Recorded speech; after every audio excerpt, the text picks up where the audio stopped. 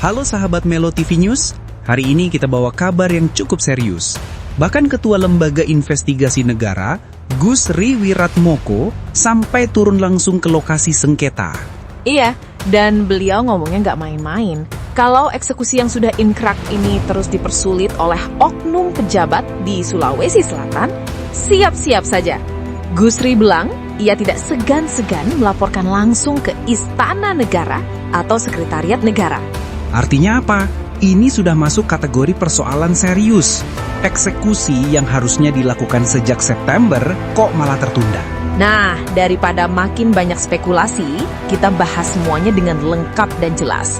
Jadi, sahabat Melo TV News, stay dulu, jangan di-skip. Betul. Kita mulai dari awal biar semua paham apa yang sebenarnya terjadi.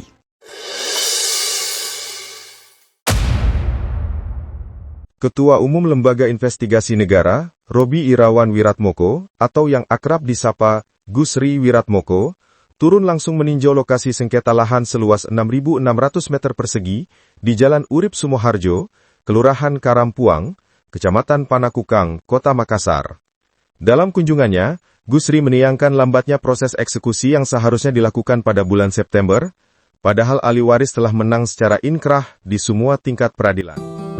Hari ini 29 November 2025, saya Ketua Umum Lembaga Investigasi Negara, Roby Irawan Wiratmoko. Kanan saya Dewan Pengawas Lembaga Investigasi Negara. Yang di samping kiri saya ini Ketua Dewan Pimpinan Daerah Lembaga Investigasi Negara Sulawesi Selatan. Di belakang Sekretaris Dewan Pimpinan Daerah Sulawesi Selatan datang ke Makassar melihat langsung tanah yang harusnya sudah dieksekusi kembali kepada tangan pemilik tidak dilaksanakan, padahal di penetapan nomor 01 EKS garing Konstatering garing 2021 garing PNMKS Ju nomor 42 PDTG 2019 PNMKS Ju nomor 273 PDT garing 2020 garing PT MKS dan Ju nomor 902 PK PDT 2021 menjelaskan menetapkan mengabulkan permohonan konstatering oleh pemohon eksekusi, memerintahkan kepada Panitera Pengadilan Negeri Makassar atau jika berhalangan diganti oleh wakilnya yang sah serta saksi untuk menyerahkan kembali tanah sengketa seluas 6.600 meter persegi Jalan Urip Sumoharjo Makassar, lorong 501, tanah milik Robiah Atlamli, ahli waris almarhum Badjo bin Jumalang. Terus yang kedua, tanah atau objek yang terletak di Jalan Urip Sumoharjo nomor 50, Kelurahan Karampuang, dahulu Kelurahan Panaikan, itu dikembalikan, tapi sampai saat ini belum terjadi eksekusi, padahal di sini harusnya di September. Nah, untuk itu saya berharap kepada pengadilan negeri atau yang berhak atau siapapun itu yang menerima, jangan lawan negara. Dan hari ini saya ngambil dokumen sama melihat objek. Besok Senin saya akan serahkan kepada, saya laporkan, tidak tahu itu pejabat siapa ataupun pihak siapa atau siapa yang melindungi dan mempersulit, akan saya laporkan ke istana. Saya laporkan ke Sekretariat Negara bahwa masih ada oknum-oknum pejabat di Sulawesi Selatan untuk mempersulit adanya eksekusi. Begitu Ketua. Siap. Ya, betul. Ya. Datang sendiri ya, Ketua ya. Siap. Ya, datang sendiri. Ada pesan. Ini terakhir langsung kita sampaikan kepada beliau-beliaunya yang di Jakarta. Jadi ini contoh buruk dalam berdemokrasi tentang penegakan hukum, di mana para pemerintah sendiri yang seharusnya menjadi contoh teladan bagi rakyatnya, tapi semua aturan yang ada dan sudah menjadi keputusan tetap inkrah, tapi pihak pemerintah Provinsi Sulawesi Selatan tidak mengindahkan apa yang menjadi putusan yang dimaksud. Saya kira demikian, Pak Ketum. Oke. Gak banyak bicara, salam investigasi. Mohon doa restunya.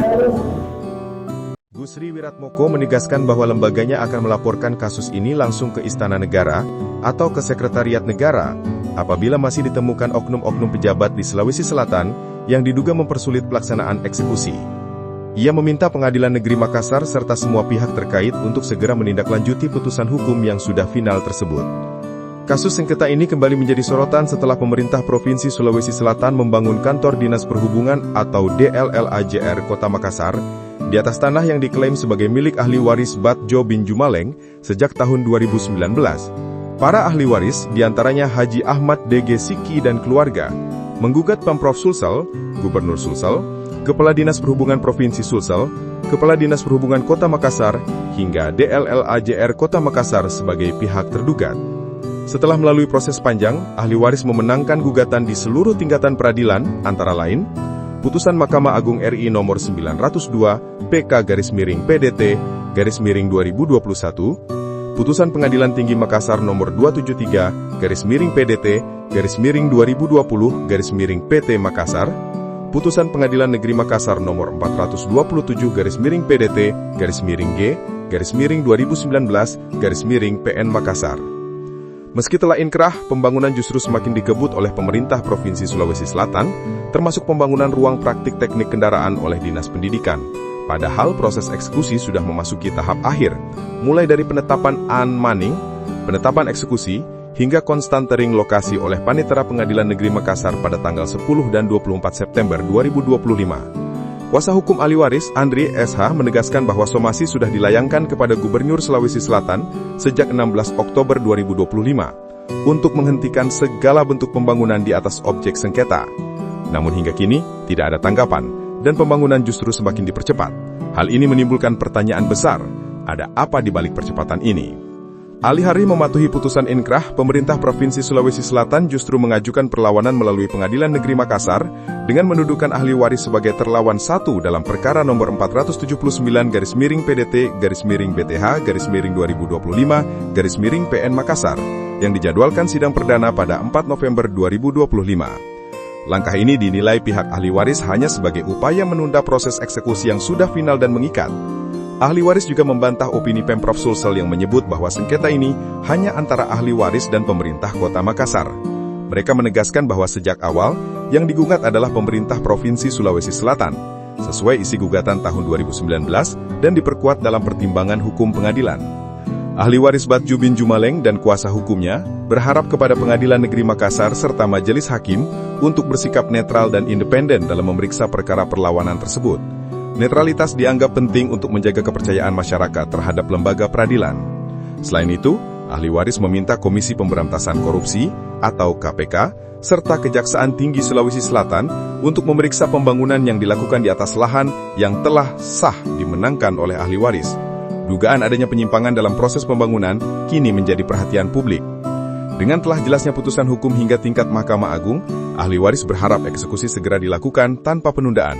Kehadiran Ketua Umum Lembaga Investigasi Negara, Gusri Wiratmoko, memberikan tekanan moral agar kasus ini ditangani secara tegas dan transparan. Sengketa ini menjadi simbol penting tentang bagaimana negara harus hadir untuk menegakkan keadilan, bukan justru mengabaikannya. Baik sahabat Melo TV News, itu dia perkembangan terbaru yang semakin memanas. Gusri Wiratmoko sudah menyampaikan sikap tegasnya. Dan kalau benar ada oknum yang bermain dan mempersulit eksekusi inkrah ini, ya bersiap saja. Laporan ke Istana Negara bukan ancaman biasa. Kita akan terus pantau dan kawal kasus ini sampai tuntas. Terima kasih sudah nonton sampai akhir. Tetap dukung kami dengan like, share, dan subscribe. Dan terus ikuti berita-berita penting lainnya hanya di Melo TV News, cepat, akurat, tegas.